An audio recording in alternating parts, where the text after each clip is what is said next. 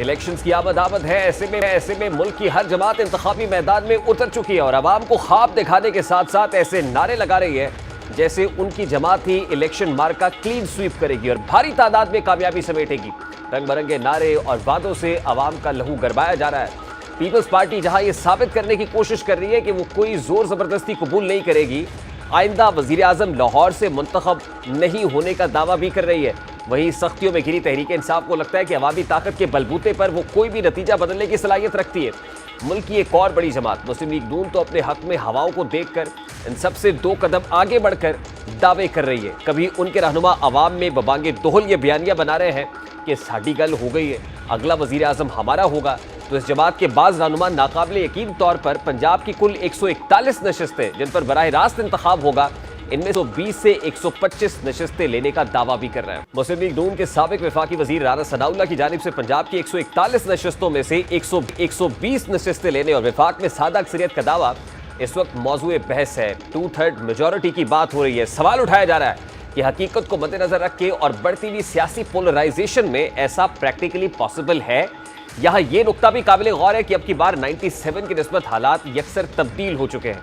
मुस्लिम league नून जिन electables को जमात में शामिल करने पर उतार रही है, ऐसे ही कुछ इलेक्टेबल्स को उन्होंने 2022 में भी टिकट्स जारी किए थे, लेकिन अवामी रद्द-ए-अमल ने इन इलेक्टेबल्स की सियासत को पाश कर दिया था और ये सब तब हुआ जब हुकूमत भी पीडीएम की थी। अब जब एक न्यूट्रल हुकूमत के अंदर आम इंतखाबात होंगे तो नतीजा इससे बुरा भी हो सकता है। इसके अलावा पंजाब से 141 नशस्तों में से 120 से 125 नशस्तों का मतलब तकरीबन 2/3 अक्सरियत हासिल करना है, लेकिन ऐसे में मजबूत होती इस्तेहकाम पाकिस्तान पार्टी भी एक अहम फैक्टर है। हालिया दिनों में इस जमात ने भी पंजाब में अपनी पोजीशन मजबूत की है। बहुत से तहरीक इंसाफ से राह जुदा करने वाले हैवी वेट्स इस जमात में शामिल हुए हैं। इसके अलावा तहरीक इंसाफ बज़ाहिर बैलेट पेपर पर दिखाई तो देती है और चेयरमैन पीटीआई की तरफ से तमाम तर मुश्किलात के बावजूद हर सीट से उम्मीदवार खड़ा करने का ऐलान भी किया है, जिसके लिए वकला और नौजवानों को टिकट देने पर गौर भी हो रहा है। ऐसे में अगर हल्के में तहरीक इंसाफ का उम्मीदवार मौजूद हुआ तब भी मुस्लिम लीग नून के लिए 120 नशस्तें लेना दरकिनार मामूली अक्सरियत लेना भी बन जाएगा। माजी के कुछ आदाद शुमार का जायजा लिया जाए तो मालूम होता है कि 2018 के इलेक्शंस पूरे पाकिस्तान से नून लीग को कौमी असम्बली की नशस्तों पर 1,29,35,236 वोट मिले थे।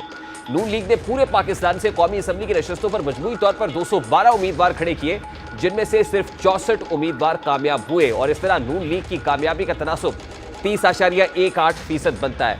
2013 के आम इंतखाबात में नून लीग ने कौमी असम्बली से 126 नशस्तें हासिल की थी, यानी इलेक्शन 2018 में नून लीग ने तकरीबन निस्फ 62 नशस्तें गंवाई थी। इस वक्त चूंकि तमाम तर हवाओं का रुख तहरीक इंसाफ की तरफ था, इस वजह से तहरीक इंसाफ ने अपने 242 खिलाड़ी मैदान में उतारे। 242 में से तहरीक इंसाफ के 116 उम्मीदवारों ने कामयाबी समेटी, यानी तहरीक इंसाफ के उम्मीदवारों की जीत का तनासुब 47.93% रहा। कौमी असम्बली के लिए डाले गए कुल वोटों में तहरीक इंसाफ का हिस्सा 30.70% रहा। अब चूंकि हवाओं का रुख तब्दील हुआ है, लेकिन इतना भी तब्दील नहीं हुआ कि यह पोजीशन मुकम्मल तौर पर बदल जाए। आज हालात मुस्लिम लीग नून के हक में जरूर है, लेकिन इस्तेहकाम पाकिस्तान पार्टी और जनूबी पंजाबी पीपल्स पार्टी का अब यकीनन मुस्लिम लीग नून के लिए उनकी मौजूदगी ही बहुत बड़ा चैलेंज साबित होगी। ऐसे में पंजाब समेत मुल्क भर में मुस्लिम लीग नून को सिंपल मेजॉरिटी नहीं बल्कि 2/3 मेजॉरिटी जिसका वो बात कर रहे हैं और तासुर बनाने की कोशिश कर रहे हैं, वो हाल दिखाई देता है। इसी तरह पिछली बार पंजाब में मुस्लिम लीग एक तिहाई से ज़ायद हुक्मरान जमात होने के साथ साथ इंतखाबात में शामिल हुई।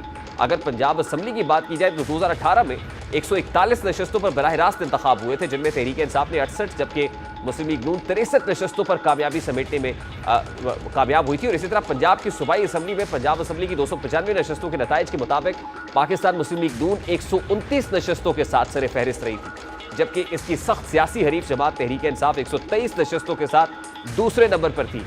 आज़ाद उम्मीदवार 28 नशस्तों के साथ तीसरे नंबर पर रहे, लेकिन पीटीआई ने वफाक और पंजाब में आज़ाद उम्मीदवारों और दीगर पार्टीज को मिलाकर इत्तेहादी हुकूमत बनाई थी। अब भी हालात इस जानिब इश्क है, बस जमातों की उसूली पोजीशन में रद्दोबदल हुआ है। 2018 में जिन हालात का सामना मुस्लिम लीग नून को था, आज उन्हीं हालात का सामना पीटीआई को है। फर्क सिर्फ इतना है कि इस वक्त पंजाब में कौमी असम्बली से ताल्लुक रखने वाले तमाम इलेक्टेबल्स पीटीआई में बाकायदा शामिल हुए थे, लेकिन इस बार अभी तक पंजाब में इलेक्टेबल्स की मुस्लिम लीग नून में शमूलियत की तादाद कम है। इस्तेहकाम पाकिस्तान के पास भी चंद बड़े नाम मौजूद हैं और इस जमात ने भी इलेक्टेबल्स में सोलो फ्लाइट लेने का फैसला किया है। ऐसे में मुस्लिम लीग नून के दावे सिर्फ वोटर्स को राग़िब करने का एक जरिया महसूस होते हैं। इसके अलावा इस बार इलेक्शंस के सबसे कबल ही मुस्लिम लीग नून सिलेक्शन का ठप्पा भी उन पर लगना शुरू हो गया है। तहरीक इंसाफ के साथ साथ पीपल्स पार्टी जोरों शोर से इल्जामात लगा रही है बिलावल भुट्टो ने आज भी अपने खिताब में मुसर तहरीक इंसाफ को हदफ तनकीद बनाया है और साथ में जो नून लीग का 2/3 मेजॉरिटी का दावा है उसको भी पाश किया है। बिलावल भुट्टो के बढ़ते हुए लेवल प्लेइंग फील्ड के रिजर्वेशंस पर केयर टेकर प्राइम मिनिस्टर ने भी रिस्पॉन्ड किया है। इसके अलावा बिलावल भुट्टो जरदारी ने आज अपने खिताब में एक बात और दोहराई जो मुसलसल कई रोज से कर रहे हैं कि मैं अपने बुजुर्गों से कहना चाहता हूं कि सियासत को साफ और आसान बनाएं, ऐसी सियासत ना करें जिस पर बाद में इल्जाम लगे कि वो किसी सियासी इंजीनियरिंग के नतीजे में सामने आए। जो बातें बिलावल भुट्टो इन दिनों कर रहे हैं, 16 माह की पीडीएम हुकूमत जिसमें पीपल्स पार्टी इत्तेहादी रही थी, उसमें भी बिलावल साहब ने अपने और नून लीगी बड़ों को यही कहा था कि मेरी और मरीम नवाज साहिबा की सियासत को मुश्किल ना करें। पार्लियामान के फ्लोर पर उस वक्त बिलावल साहब क्या कहते थे